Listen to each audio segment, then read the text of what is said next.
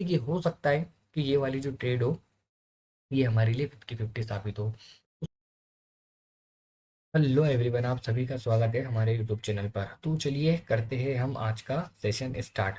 अभी क्योंकि OTC market है, तो थोड़ा सा देखभाल कर हम ट्रेड करेंगे यहाँ पर। तो अभी हम क्या देख रहे हैं मार्केट में। सबसे पहले हम एयूडी यूएसडी को थोड़ा सा एनालिसिस कर लेते हैं कि मार्केट में ओवरऑल मार्केट ने क्या किया है। कि मार्केट एक एम पैटर्न फॉर्म करके मार्केट में अपनी प्रेजेंटेशन दे रही है।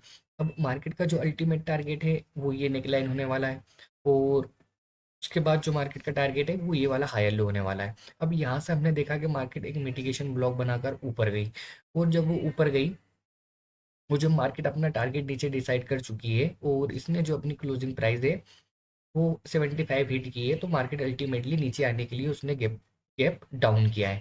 क्योंकि मार्केट की जो क्लोजिंग प्राइस है वो 75 पर हिट हुई है, और 75 को स्किप करने के लिए उन्होंने गैप डाउन किया है। तो हमने जो हमारा ट्रेड है वो सेलर्स के फेवर में ले लिया है।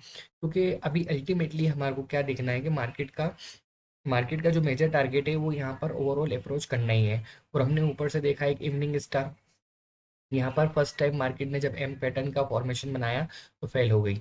अब यहाँ से मार्केट बना रही है ट्रिपल टॉप का फॉर्मेशन। तो ओवरऑल जो मार्केट अपना टारगेट है वो टारगेट को इजिली अचीव करेगी। अब क्योंकि मैं ट्रेड अभी ओटीसी में कर रहा हूँ, तो थोड़ा सा मैं रिस्क,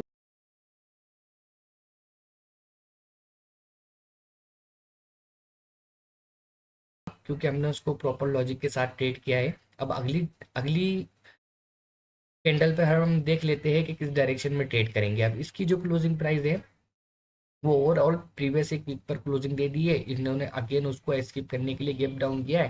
कैंडल पहला थोड़ा ऊपर चली गई है, तो हमने जो हमारा ट्रेड है वो अगेन पुट डायरेक्शन के लिए प्लेस कर दिया है। ये भी बहुत इजी ट्रेड है। तो ये भी हमने जो हमारा ट्रेड है यहाँ पर ले लिया है। मार्केट मार्क हमने एक अच्छे मार्केट का यहाँ पर इंतखाब किया है, ताकि हमारे को हमारी अपॉर्चुनिटी ईजिली मिले। आप जब भी ओटीसी मार्केट में ट्रेड करो, तो एक ऐसी मार्केट ढूंढो जहां पर टारगेट क्लियर विजिबल हो। आपको कभी भी एक रेंज मार्केट नहीं ढूंढनी है, क्योंकि जब भी एक स्विंग वाली मार्केट होती है तो वहां पर से एक स्विंग से मार्केट अच्छे अच्छे टारगेट लेके निकलती है। फॉर एग्जांपल के तौर पे मैं स्विंग क्यों कह रहा हूँ, मार्केट यहाँ से यहाँ गिरी, स्विंग लिया तो हमें एक अच्छे बायर्स का मूव देखने को मिला। स्विंग लिया तो हमें अच्छा एक सेलर्स का मूव देखने को मिला। स्विंग लिया तो हमें एक अच्छे बायर्स का मूव देखने को मिला। स्विंग लिया तो एक अच्छा सेलर्स का मूव देखने को मिला। देन आप देख सकते हो मार्केट ओवरऑल कितना हेल्दी चल रही है।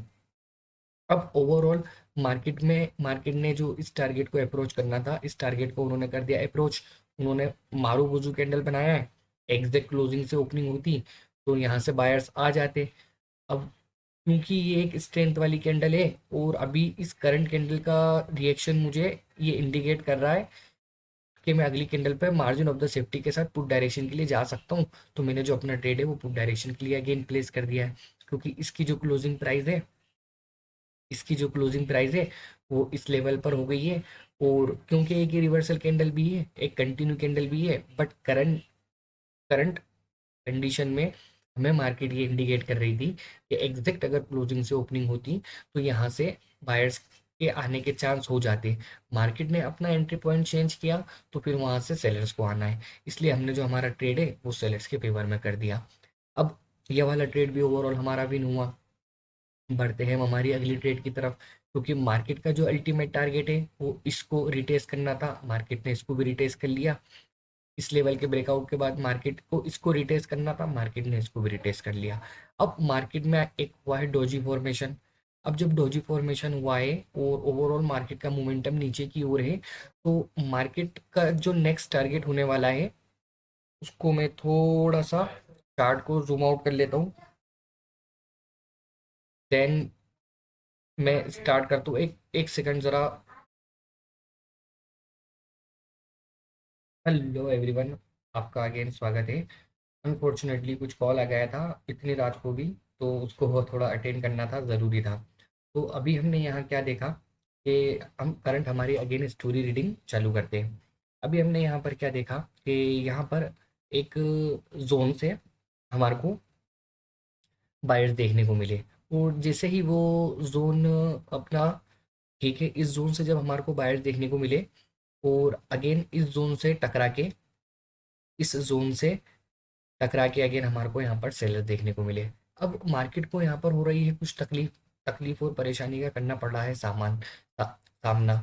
तो अगला जो ट्रेड रहेगा वो मेरा कॉल डायरेक्शन का रहेगा, क्योंकि मैंने देखा कि ओवरऑल मार्केट में यहाँ पर मार्केट को बहुत ज़्यादा दिक्कत हो रही थी, और फिर लास्ट मोमेंट पे जिस तरह से मार्केट में रिजेक्शन फॉर्म हुई, उस रिजेक्शन को देखते हुए मैंने जो अपना ट्रेड है वो यहाँ पर कॉल डायरेक्शन के लिए प्लेस किया। देखिए अब ओवरऑल मार्केट का जो टारगेट है वो नीचे की ओर डिसाइड हो चुका है, क्योंकि ये एक मोमेंटम है, और ये momentum as well as possible है कि रिट्रेसमेंट बन सकता है। और यहाँ पर इसको हम इवनिंग स्टार तो नहीं बोलेंगे, एक आउटसाइड बार का पैटर्न है, उसके बाद कंटिन्यूएशन भी मिला है।